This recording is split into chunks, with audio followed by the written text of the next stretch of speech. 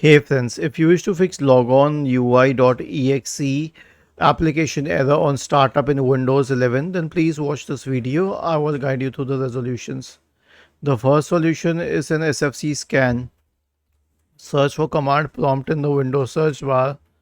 Click on Run as Administrator. Type the command SFC /scan now and hit enter to invoke the SFC scan.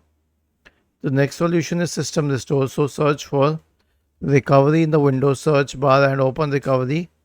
Click on open system restore, select next, choose a good restore point, next, finish, and finally click on yes. And the last solution is to reset the PC. So right click on the start button, select settings from the menu, go to the system tab. On the right side pane, select recovery, click on reset PC, select remove everything, and finally select cloud download. Was this helpful?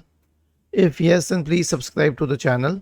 If not, then let us know in the comment section of the video on how we could help you further. Thank you for watching this video and have a nice day.